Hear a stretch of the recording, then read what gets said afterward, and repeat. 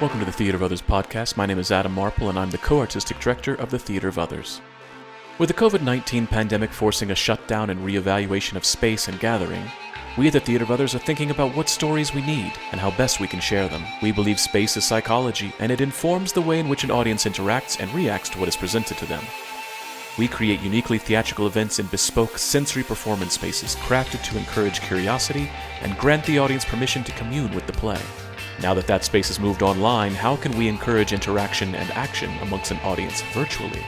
The Theater of Others produces plays that both welcome and challenge the audience. We are committed to international collaboration and are a laboratory that helps artists grow through intensive study of their craft. The Theater of Others creates a shared community of artists and audiences for the purpose of exploring the most profound issues of our lives and times. We believe the play watches the audience. The audience is necessary, and they are witness to what happens. And you get to be witness to us making that happen. The purpose of this podcast is to open up our process and let you in. We're peeling back the curtain, so to speak, and encouraging you to follow along, to ponder, prod, and question, to join us and criticize us if need be. Being a witness is no passive task, and it requires much from you. Are you up for the journey?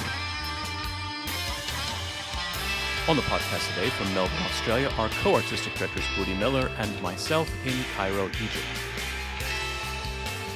This podcast contains explicit language.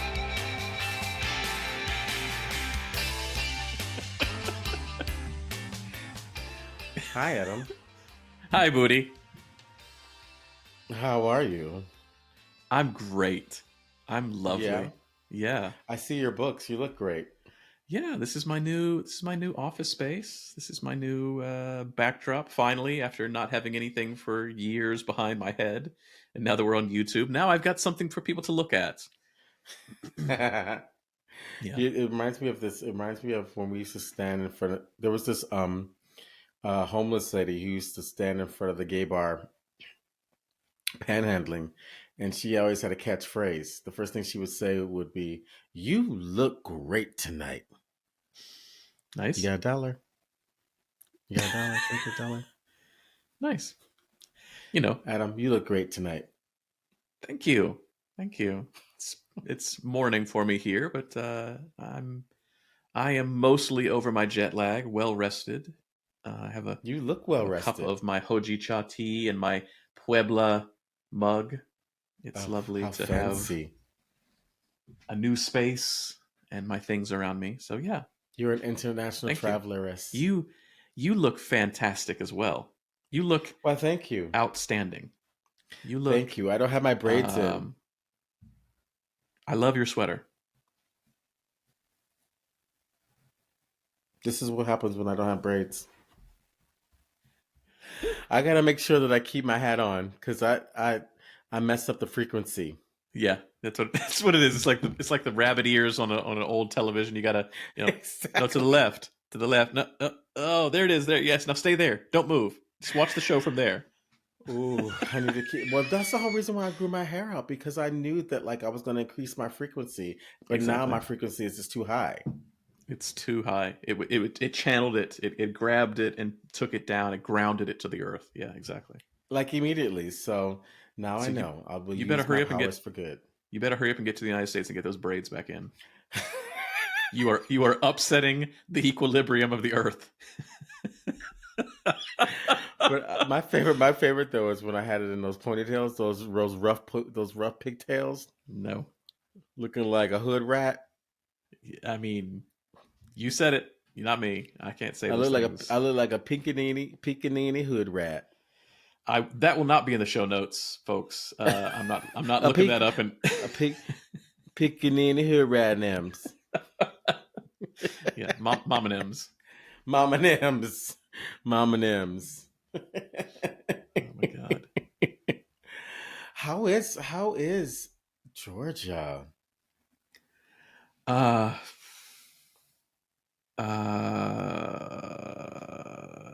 gonna hold off comment for a while because I'm just here. I've just gotten here, and it's different. It's always different. You know this, when I come back home, it's always a shock to me. So I'm in the initial shock. So I'm going to hold off any comment. I reserve the right to to answer that question at a later date. Is it legal to have an abortion in Georgia? No. Well, I think it's a 6 weeks, 6-week abortion ban. I think that's what it is.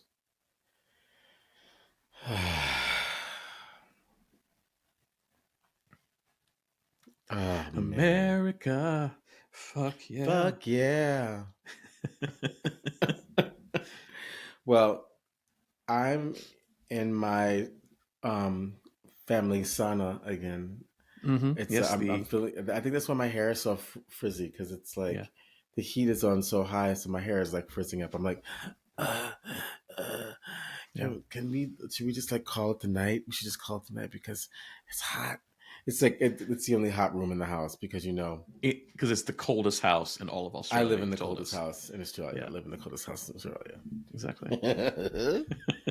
But like when we go on retreat in Bali, it's going to be nice and warm. That's right. That's right. Nice and warm and tropical. Mm-hmm. And it's lovely. Full. We have a full all done house. All done. All full. Folks, you missed out.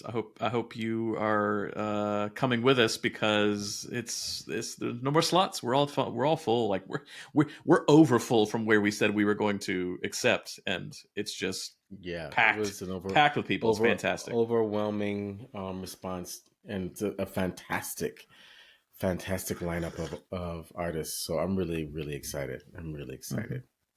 Me too, man. I'm so looking forward to this. We love the retreat. Yeah, indeed. Why do we love the retreat so much, Adam? Why wouldn't we love the retreat? It's a way for us. It's a way for us to share things that we've been working on with other people, and then therefore test it in ourselves. It's a way for us to reset and recharge our artistry. It's a way to plant seeds for things that are coming up in the future. It's direction. It's good forward direction with each other, to share with each other and learn from each other and reset and recharge. Like I said, it's phenomenal. We had a whole podcast about the retreat. Go back and listen to that, folks. If you're not sold on why you should have a retreat, go listen to that. We talk about that ad nauseum. Well, what was the first entrance into even a concept of actors retreating? Honestly, we're ready to transition already. We're ready to segue already. For you, are we transitioning? I don't know. You tell me. My first understanding of actors, artists, theater makers. Excuse me. Sorry. My first understanding of actors, artists, theater makers retreating, going away, making work, and coming back was the group theater. I was assigned I had an assignment where I was supposed to do a 3-person scene with 2 people in high school, and they flaked, and so our teacher gave us, go write a paper about something. And I was seriously, what a weird assignment that would have been, to go from a scene to a paper. But I was assigned to write about the group theater, and I fell in love with the group theater. And so I was supposed to just do like a 1-page kind of like presentation, 5-minute presentation, and I ended up writing a 35-page paper. Yeah, I wrote a 35-page paper at the age of 15. I think I was 15 when I wrote it. That explains everything. That explains everything. Mm-hmm. I fell in love with the idea, the concept of that, and do you still have the paper? There. I do still have the paper. Yeah. Go get it. Right now? Yeah, I want you to read something from it. Oh fuck! I don't even know what box it's in. I know the folder it's in, but I don't even know where it is. Do you really want me to go get it? Because I will. I want you to read something from your 35-page. This is going to take minutes to find, but paper. Okay, I need to hear. All right, you're lucky. I chose the first box, and it was just right there on top. So of course, this is my high school Drama folder. Look at me. How much a nerd. Wow. I love the underlining. Right, exactly. Very lucky that I chose this box because it could have been any one of hundreds of other boxes. Oh. All right. Okay, we're ready. Here we are. Okay. Wow. Is it handwritten? Handwritten. Handwritten. That's right. You were a poor child. You didn't have a brother word processor. Didn't have a brother word processor.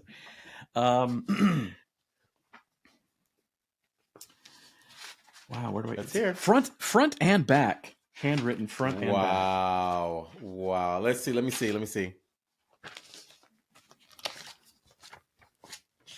And in cursive. Wow. Okay, let's hear. Okay. Come on, read it. Started in May 1931 by Harold Clurman, Cheryl Crawford, and Lee Strasberg with the goal to create an American theater based on Stanislavski's system. They wanted to create theater where people with common interests and tasks could unite to devise ways where they could give their group feeling and adequate theatrical expression. Started after Clurman and Strasberg attended American Lab Theater under Boleslavsky and Osmanskaya, Clurman wanted real-life plays, his audience to sympathize, and wanted real life, not alienation. He wanted to create an organization that helped actors grow through intensive study of their craft and performance in a variety of parts. A school unified theater with actor training used both Stanislavski and Vakhtangov's training. They wanted to use great traditions like Broadway, the Chinese theater, and emotional acting of Italy, yet create a uniquely American theater. Well, I think that's a great segue into our topic. Wow, I can't believe it. Nerd. That's amazing. That's Nerd. amazing. So what are we talking about today, Adam Marple? We're talking about the fact that Adam didn't have a date for a long time. It's what we're talking about. Oh, maybe you should show them your 23-year-old picture with your Italian hair. Nope. No, they don't need to know that. They just enjoy this silver fox that you know. That's fine. So what are we talking about today, Adam Marple? We're talking about the group theater, and we're talking about its relevance in not just American theater, but I would say world theater. And is it still relevant today? What is the lasting impact of the group theater? And why should you know it if you don't know what it is? And what do we do with its legacy? That's what we're talking about. What was the next paragraph because you were really giving us a wonderful overview of the group theater. What was the next paragraph? Oh, Lord. Strasberg taught expanding and exploring new areas of the actor's ability, while Clurman spoke and lectured on the script, theater, and history of the theater. They first called themselves the Theater Guild Studios, since they were backed by the Theater Guild. If you want to be a star, don't come. If you want to be a good actor and actress, do, was the quote that they asked everybody. In May 1931, Clurman, Strasberg, and Cheryl Crawford selected their actors, and they went away for summer to teach and rehearse, and come back in the fall for 2 plays in New York. Why does it sound like an AI paper? I think AI might have stole your paper. Well, probably. Plagiarism machine. Well, this is the thing, and I love that you so beautifully found that serendipitous box, because I knew you were going to find it. I saw it in your future. You know how I am. I'm a psychic bitch, and you'd just be happy that I use my powers for good. Oh, grrr. So you're very lucky. Who was your favorite? Okay, so give us the list. Who were the original members? Give us the list of the original members. So Harold Clurman, Cheryl Crawford, and Lee Strasberg. So at least one of those names everybody will likely recognize. Who's Harold Clurman? And Harold Clurman, at that point, was before this term was even known in the United States, he was a dramaturg. He worked at the Theater Guild, and he was a play reader. And he basically presented plays to other directors to look at. And he was really kind of he was the philosopher of the group. He ended up becoming one of the greatest American directors of the 20th century, but also just his ideas and thoughts about what an American theater could be. A lot of that comes straight from Harold Clurman. Um, and his best friend at the time was Lee Strasberg, who was an Good actor. old Lee. He was an Mm-hmm. actor at the time. And this is before Lee Strasberg knew anything about Stanislavski. He was just interested in Hebrew theater, Jewish theater. Both Clurman and Strasberg You mean the Yiddish theater? the Yiddish theater, exactly. And he was an actor, not a good actor, not a particularly good actor, but he was wanting to make a better way of training actors. And he and Clurman both went to a workshop ran by Richard Boleslavsky and Maria Osmanskaya, who were members of the Moscow Art Theater, Mm-hmm. who came over to teach early Stanislavski system. So this is Mm-hmm. very early emotion memory, sense memory kind of things. And they grabbed onto that and did that. And they knew that they needed Because that's the somebody with American way, manifest destiny. exactly steal and make it your own. And they knew that they needed somebody with organizational skills. And Cheryl Crawford was a stage manager, a Broadway stage manager. And they asked her to come in and be the third part of the group Mm-hmm. to pull that in. And so they would meet on Monday nights. This is the beginning of the American Depression. And they would meet on Monday nights in just a banquet hall and invite all of their artist friends. And it's not just actors, but like, Aaron Copland, the American composer, and Martha Graham was there at one point. Like, just any artist that was interested in changing the dynamic of the way work was made came to these meetings led by Harold Clurman. And he basically just kind of had, like, he got on his soapbox and talked about the kind of theater that he imagined and that we needed. Mm-hmm. And from that, they started to collect basically 30 theater makers, actors, Okay. playwrights, directors, designers. And they can you went name away. them? Yes. So there'll be the names that you recognize, names that you don't. James Garfield, who lots of film and stuff. French Otone, James Garfield, Clifford Odets, Elia Mm-hmm. Kazan, Bobby Mm-hmm. Lewis, Sanford Meisner, Stella Adler, Luther Adler, Max. Max Garfield. Sorry, not James Garfield. That's a president. God, who else? Francis Connolly. I mean, just like the who's who of American theater, 30s, 40s, 50s, who The all who's who of influenced. American white theater. Yes, you're absolutely right. You're absolutely right. But would go on to influence Hollywood and actor training for the next 100 years to this point, honestly. Yeah, and then they would go away in the summers. They would train, they would teach, and then they would come back in the fall and they would put on shows on Broadway, a commercial endeavor. And at one point, they did train with Michael Chekhov, 1937, I think. And they ended up doing all of Clifford Odets' work. They ended up doing Clifford Odets. Who's Clifford Odets? Clifford Odets is playwright, known for most people know them from acting scenes and acting classes. So something like Waiting for Lefty or Why was Waiting for Lefty such a prominent play? Why was that the play that everyone's like, this is theater? So 1930s in America, plagued by depression, by strikes, by not just in America, but a worldwide economic crisis. Sound familiar? And at that time, there were lots of strikes, lots of unions going on strike and demanding be paid better by corporations. Sound familiar? Yeah. And at the time, there was a taxi drivers' strike in New York City, and Clifford Odets was asked to write just a very quick sketch to do for the striking union organizers. And he did in like a couple of days write this play called Waiting for Lefty that when people saw it, they like ripped the seats out of the theater and like went into the streets like striking. Like it galvanized. It was revolutionary work And who because was the famous actor in that? Elia Kazan, is that who you're talking about? Sanford somebody. Mm. Sanford Meisner, yes, was an actor in that. So Odets and Meisner and even Bobby Lewis at that time in the group theater were really kind of like B tier, C tier actors. It was mostly Stella Adler, Luther Adler, and the older Hollywood actors that were getting all the roles. And so in 1935, Clifford Odets was tired that he was a playwright in the group, not getting his plays produced for 5 years.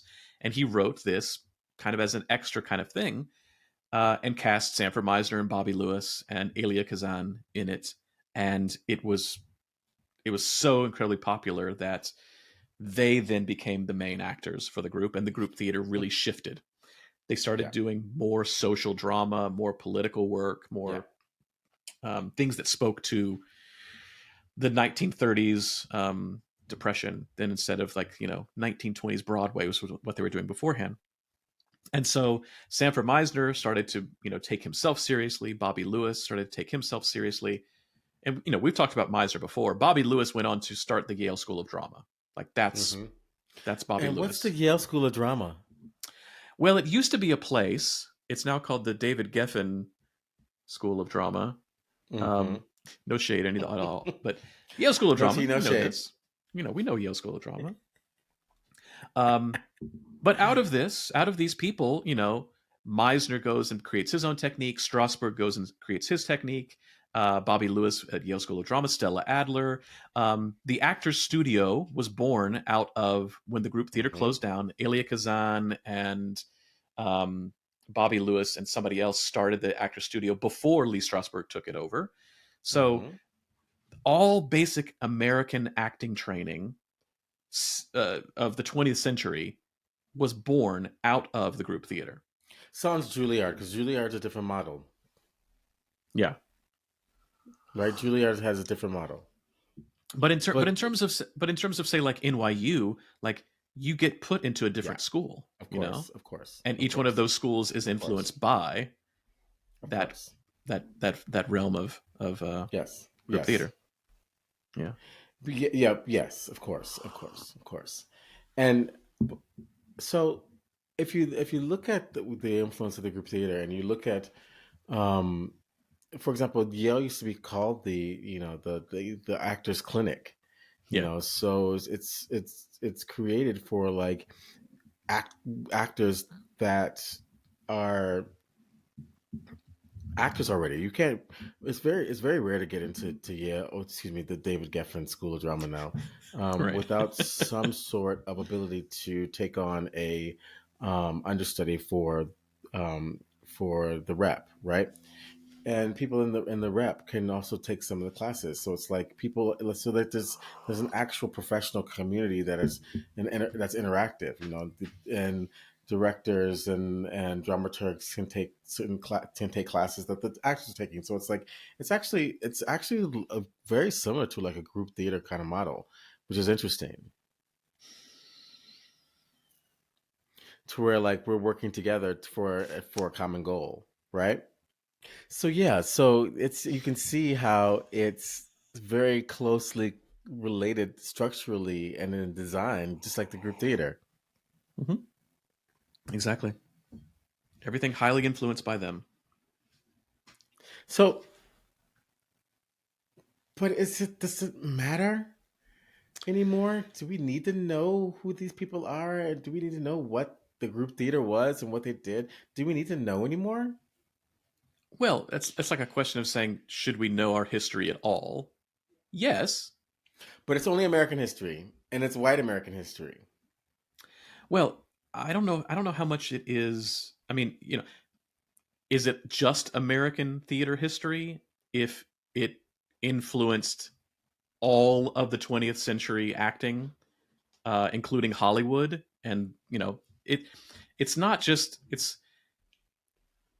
it's like saying that, oh, we shouldn't know about Suzuki, we shouldn't know about Demidov. We shouldn't know about those things because that was Russia, that was Japan.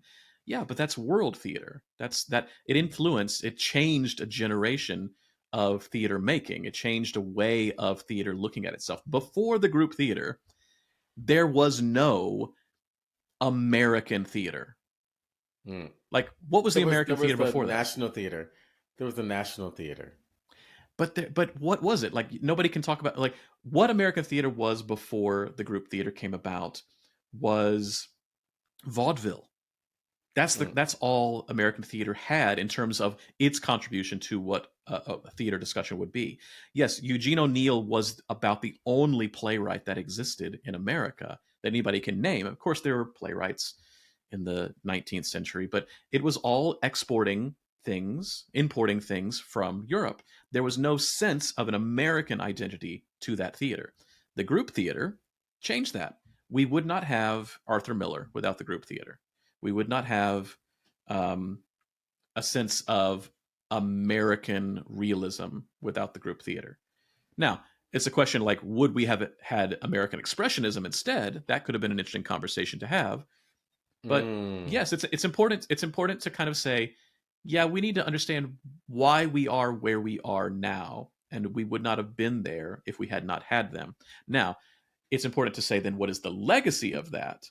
But should we know them? Yes, we should absolutely know them, if for no other reason to say, great, can we move away and do something different now?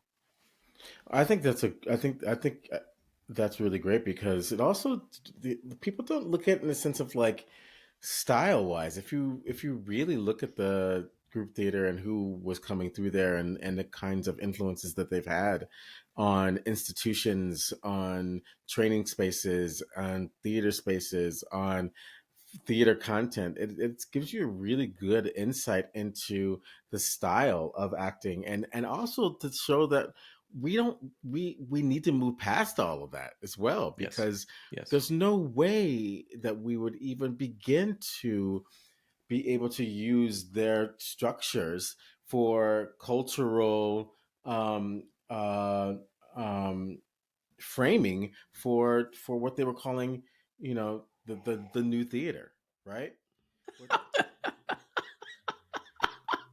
Yeah. So we are back. We had a little moment A little where technical difficulty. Yeah. we had technical difficulties. Thank you, Riverside. Yeah. But I wanted to pick up. I actually wanted to pick up from where I was going because um, I've been reading The Empty Space again, Again. again. Again. And there was something that he says in just in the first chapter, Peter Brook, I'm speaking of, where he talks about um, that the group theater and those theater companies were speaking of their time. They were Yeah. speaking to their time. They were making theater for their time, and they Yeah. were and then he said that the theater needs to move past Yeah. that It got time. stuck. Yeah. It got It stuck. got stuck, and he Yeah. said Meyerhold was moving past that, but we Yeah. lost Meyerhold, and we Yeah. need more Meyerholds to be moving things forward, Yeah. right? Yeah. So, with that in mind, can you even say that there has been another kind of um, um, movement of of that scale for the group theater versus the Moscow Art Theater? Has there actually been a movement on that scale since the group theater, since the Moscow Art Theater? I mean, if we're talking strictly about United States, we could talk about Performance Garage. We can talk about the Open Theater, the Living Theater, but that also seems of a moment that doesn't have much of a lasting thing past it. I mean, it's one of those things where, like, who knows who knows who Joe Chaikin is? Who knows who Judith Malina is? But of course, those groups led to Worcester Group, led to City Company, led to, so it's one of those things where, like, I think instead of necessarily the aesthetic model, maybe the model of a group of artists coming together and making a theater is something that is very, very American now. is very Mm-hmm. an ensemble driven performance process wherein there is training going on, and an aesthetic of style is created with a house playwright. Like that is something that from the group theater has continued on worldwide as well. But like before the group, there was not that idea, and since then, the greatest theater in America is coming from ensemble driven groups with a in-house playwright and a very charismatic director philosopher. I think the biggest challenge is that the corporatization of the theater has removed the opportunity for the kind of legacy that a group theater model could, because they were doing commercial theater. They were They doing very were commercial theater. right, and so They were aimed at Broadway. Yeah. right, exactly. So we actually don't have a model where we're looking at. I mean, we've got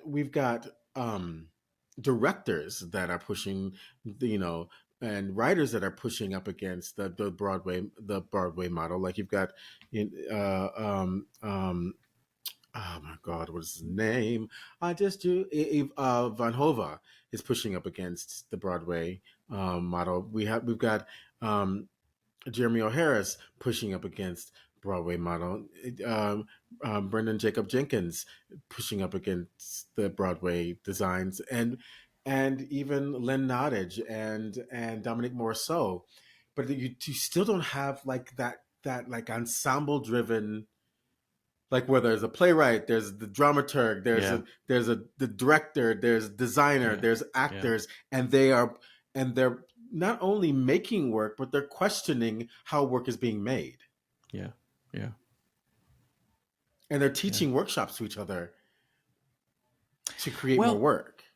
I mean, I hate to be kind of a broken record on this, but City Company was doing exactly that. They weren't Yeah, in that commercial model. yeah, I think that's where the disconnect is, because there are definitely companies out there that are training each other, that are doing ensemble driven work. I mean, I would say that we are also a little bit in that vein of a trying to lot of it train in each that other. vein. but the disconnect between City Company and Worcester Group and other companies that you could just name and name and name and name, is that they are not geared toward that heavily commercial model. I mean, obviously, theater is commercial, and that's the only way currently that they are able to do their work. But they're also doing a festival model. They're going, Mhm. sorry, the Jackie, you can just cut this out. Sorry. Um, what they're doing is they're hoping to be seen and then brought over to Europe or Asia or somewhere else to perform, because they can't be seen in the very commercial model of New York or LA or Chicago. They can't be seen.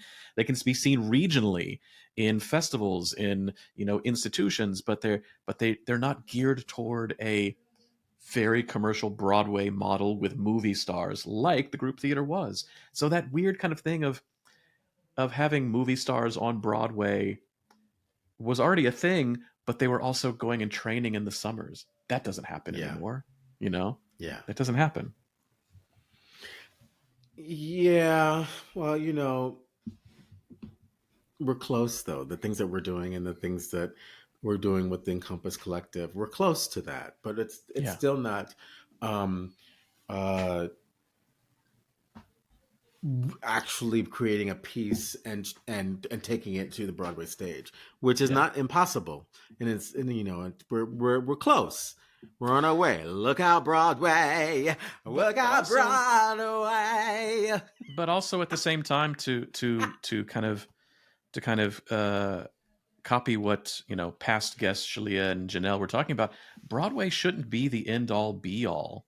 It's a Amen. it's a regional theater. I don't understand why Yeah, we televise a regional yeah, theater's award show, yeah, right? yeah, yeah. The Tonys were just, I mean, I don't know when this is going to air, but it was just a couple of days ago here when we're recording this. And I was thinking, like, Did why we does win one? anybody, did the Theater of Others win one? No, Did we sorry, we win one? didn't.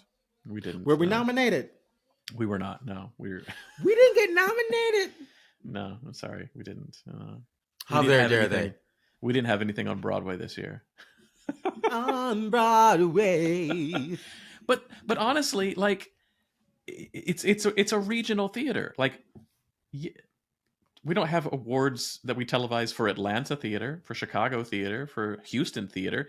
New York Broadway is a regional theater, but Yeah. somehow, some reason, it's leading the conversation. If it's on Broadway, it's got to be good. Yeah. A lot of that's debatable. A lot of times, Girl. who's on Broadway? What stories are being told on Broadway? Who is Girl. directing that? What is the color scheme of the makeup of the cast of Broadway? You know, Girl. it's a lot of time it's the same people again and again who are designing those shows, directing those Girl. shows, acting in Girl. those shows.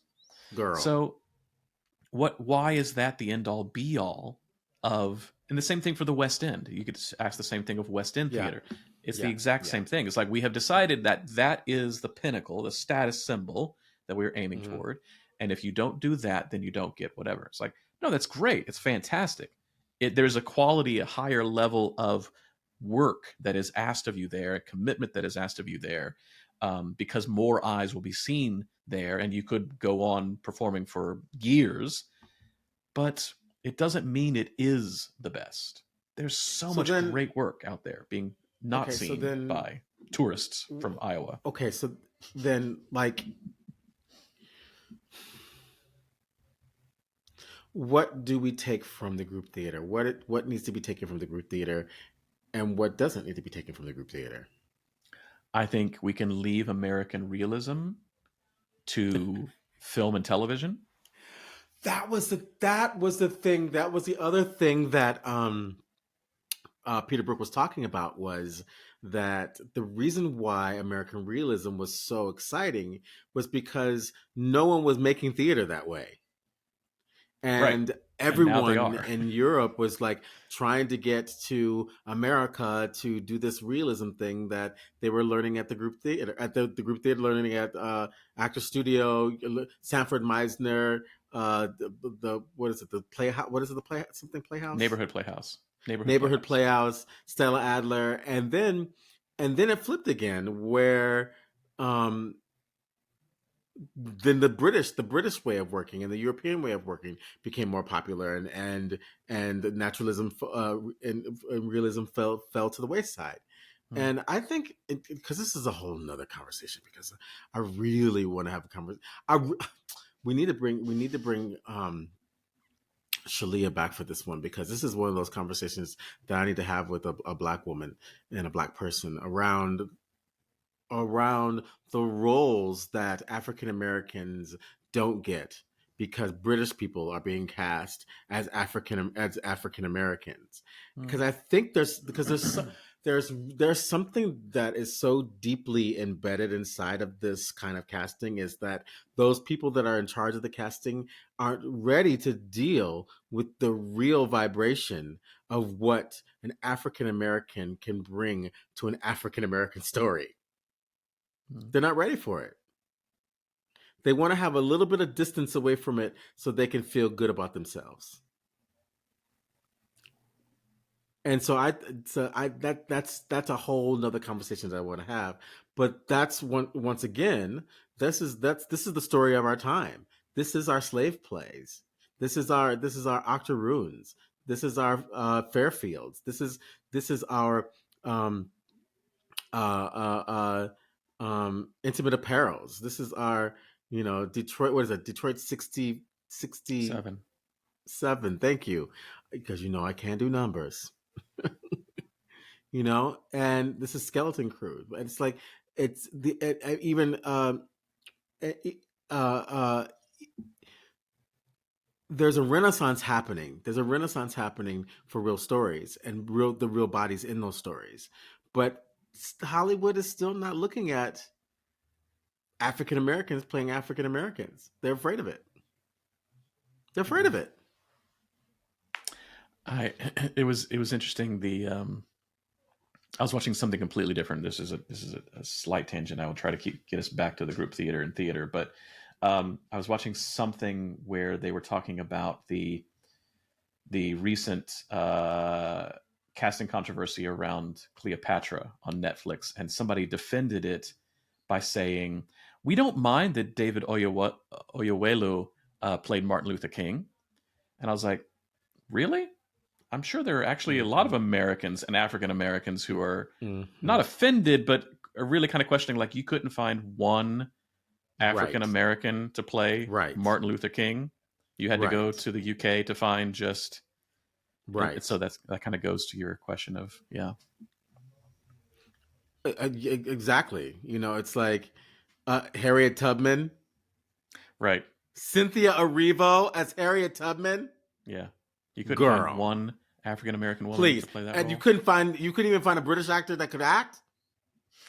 No comment. Girl, don't get me going. Don't get me going on Cynthia Erivo with that film she shot. Don't get me going on that. Now, trust me, Cynthia Erivo, when she sang, she got taksu. But when she had to open her mouth and start speaking, don't even get me going. I didn't finish that film.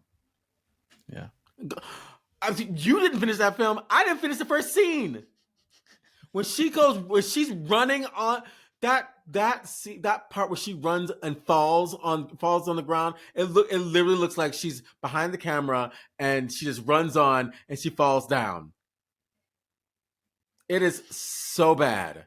And she was nominated for an Academy Award, which is a slap in the face to every fierce African American female actor.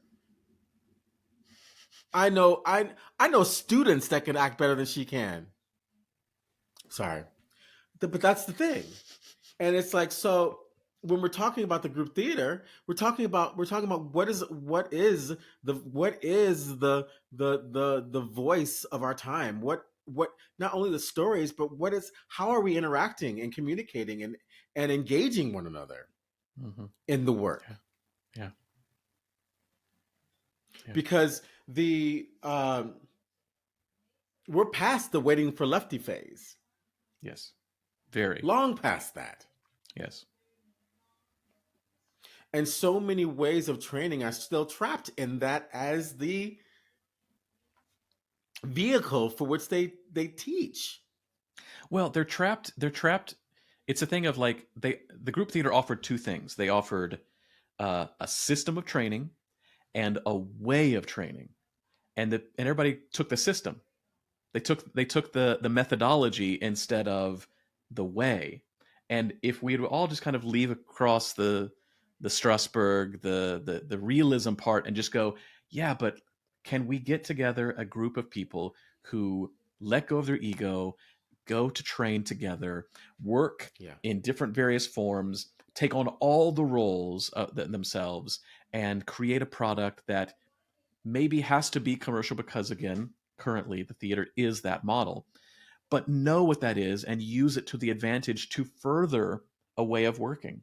Like the money that they had, the profit that they got from this only got sent back into them going away and training every single summer, finding a place where they could take 30 artists for 12 weeks to go and back in the day write when you could plays. afford to do that. Right, exactly. I mean, that's fantastic. That's a lovely model that we should adopt. We should all adopt, not the realism, naturalism, because it's just not. So, ladies and gentlemen and non-binary conforming individuals, the Theater of Others is looking for a farmhouse somewhere in upstate New York. If you would like to donate a farmhouse to the Theater of Others, we will be happy to engage you. We don't have to do it in upstate New York. If anybody has any space anywhere in the world, we are looking for a farmhouse anywhere in the world. Yeah, exactly.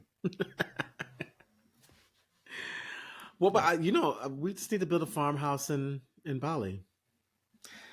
Fine by me. I mean, I'm still down for the idea of me building my theater in Mexico, you building yours in Bali, and us finding another place, and we just keep shuffling back and forth.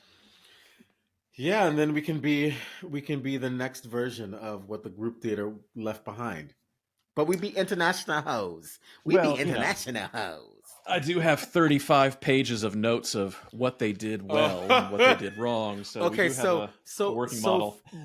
So from your manifesto, Yes, can you glean the future of the next proposal for the theater of others based on the group theater model. Just take a quick little shuffle through your dossier.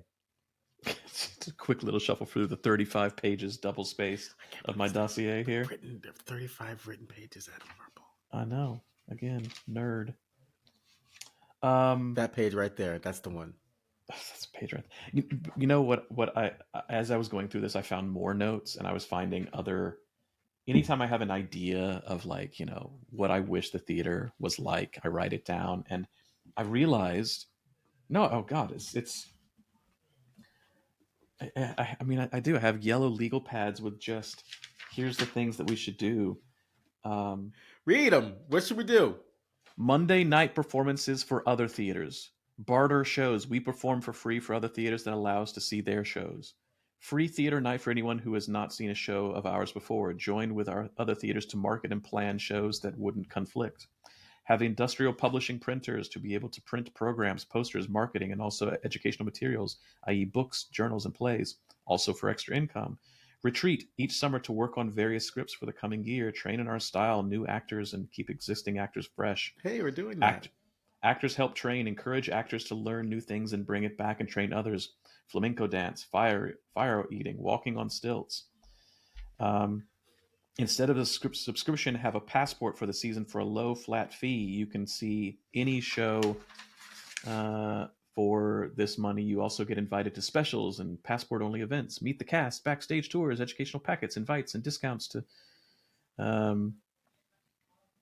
For an additional fee to single tickets, you can stay after hours for a club, dance on stage.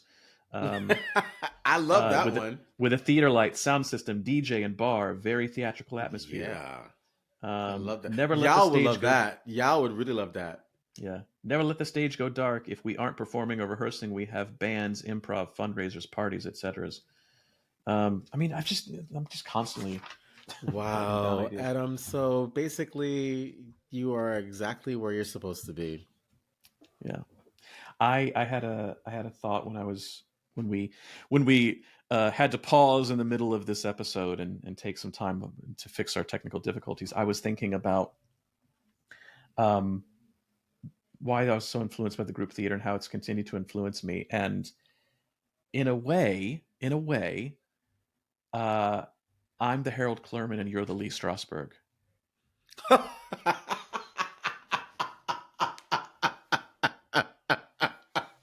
You're training, you're coming up with the methodology, you're doing this, and I'm out here philosophizing and trying to, create a group setting of all this. And it's like, yeah, this is absolutely where I've been influenced my entire life. And who's Galtney? Galtney's who? I don't know. He's not Cheryl Crawford. He's You hear that, Galtney? You're Cheryl Crawford. Yeah. No, I mean he would be the Clifford Odets. He would be the house playwright, right? He is that. And then Josh is Cheryl Crawford. Josh is not Cheryl Crawford either. We currently do not have a Cheryl Crawford, which is a lot of the company's problem. Ladies and gentlemen, and we're looking for a Cheryl Crawford. Individuals, we are looking for a Cheryl Crawford. If you would like to apply, please email us at speakpipe.com/theater of others. That's speakpipe.com/theater of others. It's not an email, but yes, you could definitely send a voice message Adam at theaterofothers.com or Budi at theaterofothers.com. Yeah, if you want to be our Cheryl Crawford. if you want to be our Cheryl Crawford, let us know. We are looking for you. We want you, lady, you. Yeah, exactly. But it doesn't have to be a lady. It could be a non-binary person conforming individual or a man. Right. Yes. Yeah. I think it's time for us to have some provocations. Yeah. I think we're well past that time. Yes. Okay, so let's take a break and come back for some provocations. Sound good? Sounds good. Okay. Ladies and gentlemen and non-binary conforming individuals, you are listening to the stereo sounds of JDB, Jack David Burmeister.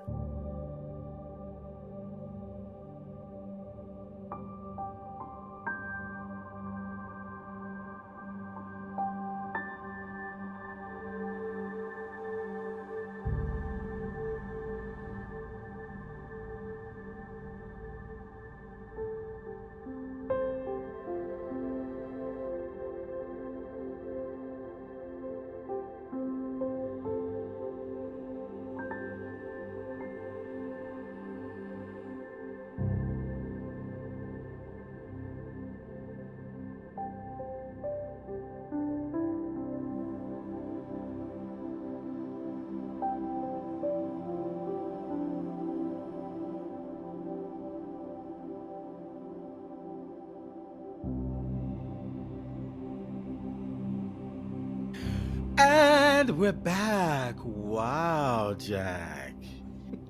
Okay, Adam, we're at provocations. We are. Do Yeah. you have any provocations? I do. Look, I was when I was writing my 35-page front back handwritten manifesto, I used two books to find this information out. So one, I'm going to give you those two books. They'll be linked in the show notes, but I also have another one as well. So these two books are Harold Clurman's book called The Fervent Years.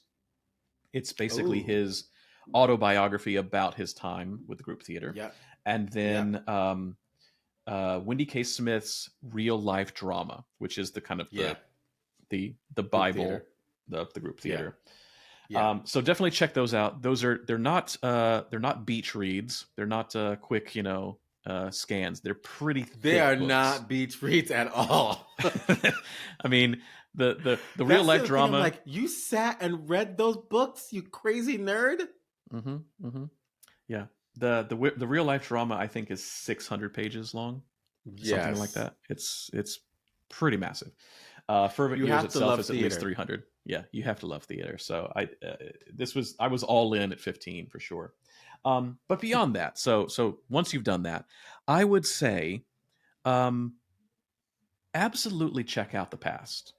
Check out where we have come from, if only for the reason to say, how has that influenced me and how has that made decisions that I'm not even conscious of in my life? And do I want those decisions to have been made for me? Or do I want to make my own decisions on the type of work that I want to do? So much of our theater tradition is just that. It's been handed down and not questioned. And while, coming from an Asian theater context, tradition is phenomenal, in this living American theater tradition that we have, is tradition useful or is it a crutch? Is it a hindrance to us expanding and living and going deeper into something because we just accept what has been given to us as what theater is? And so, yeah, I want you to look at your history, look at and think about what it is that has informed you, consciously or subconsciously, and start to question whether that is something that you agree with or not. That's great. And I'm going to add on to that. So part of the questioning is, where does your culture intersect during this time? Because this was not the only theater that was going on during that time. There was a huge Harlem Renaissance happening as well during that time. And there were playwrights and plays and productions that were happening during that time. So I want you to see where your community intersected. You might be Jewish and have the Yiddish theater. Look and see where your culture was and during that time. If you're an American, I mean, and Mm-hmm. even if you're not an American, look and see what's happening outside of America during that time. What was the movement? What was happening with the voices that needed to be heard in the theater spaces, or even the voices that were being censored in the theater spaces, so that you have a full rounded understanding across the horizon when you're looking at just one culture's renaissance. There were other renaissances that were happening at the same time. Mm. That's my provocation. Good provocations. Yeah. How will we know, Adam Marple, that they are done do that they done did it That done they do done this did this. that they That they done done did did this. this. They're gonna go to speakpipe.com/theater of others. They're gonna go to speakpipe.com/theater of others. Theater They with an gonna go to R-E. they gonna do what? They're gonna go They gonna to go. speakpipe.com/theater of others. Theater with an R-E. Theater of others, all one word. Leave a 90-second voice message on there. Let us know your thoughts. On What's there. uh, let us know your thoughts, but let us know how you respond to this, for especially for all you non-Americans, as we sit and talk about American theater that, whether you realize it or not, has influenced Please. We probably need more. your acting training.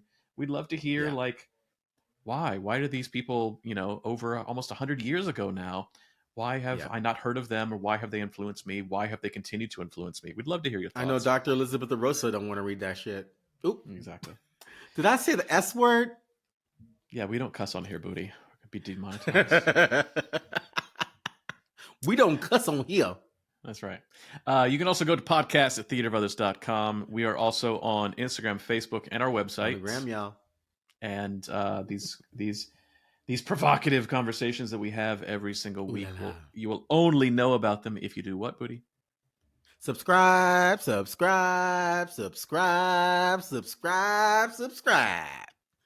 Yeah. We come to your inbox every week. How you gonna know we gonna come to your inbox? How you gonna know we gonna know? How you gonna know what we know that we gonna know that you know that we gonna come to your inbox once a week, every week, If you don't subscribe. And if you really like us, you could be like my Uber driver and give us 5 stars. You give me 5 stars, I'll give you 5 stars. Everybody wins. It's a win. It's a non-sum in game. Non-zero sum in no sum. Ain't no stopping us. No. Non-zero sum game. Non-zero sum num game. Gangnam style. What? And if you really like us, you can leave us a little comment, especially if you want to give us more than 5 stars. I mean, if you want to give us 6 stars, 5.5 stars, 10 stars, 100 stars, say it in your comments. Say, I wish I could give more than 5 stars, because this podcast is the quintessential theater podcast. I'm learning so much. I'm learning so much from being a subscriber on this podcast. Yeah, exactly. Because it goes into our algorithms. Our algorithms goes right into our algorithms. Because we are one of the most sought after podcasts within the 5 percentile of the world.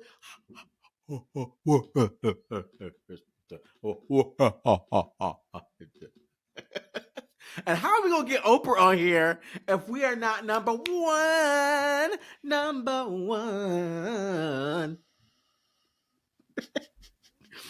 Oh, Adam, how are we going to get Oprah on here? I don't know. It's a question I have every single day. You'll notice in my yellow legal pad of things that I want Oprah on the podcast. It's right there. How we going to get?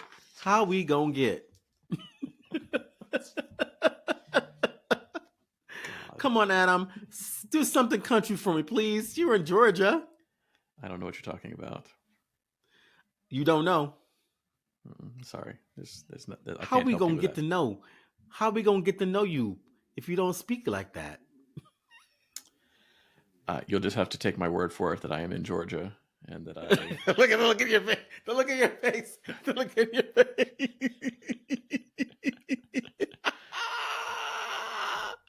I love you so much, Adam Marple. I love you too, Budi. You go, girl. You go, girl. And for y'all, we're going to be back in your inbox next week. Bye.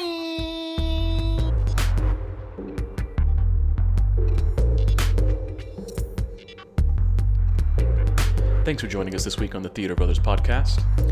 Make sure to visit our website, theaterofothers.org, where you can subscribe to the show in iTunes, Stitcher, or via RSS, so you'll never miss a show. While you're at it, if you found value in this show, we'd appreciate a rating on iTunes. Or if you'd simply tell a friend about the show, that would help us out too. A special thank you to Purple Planet for the music you've heard. The Theater of Others creates a shared community of artists and audiences for the purposes of exploring the most profound issues of our lives and times. We believe the play watches the audience. The audience is necessary, and they are witness to what happens. And you get to be witness to us making that happen. The purpose of this podcast is to open up our process and let you in. We're peeling back the curtain, so to speak, and encouraging you to follow along, to ponder, prod, and question, to join us and criticize us if need be. Being a witness is no passive task and requires much from you. Are you up for the journey? Be sure to tune in next week for our next journey.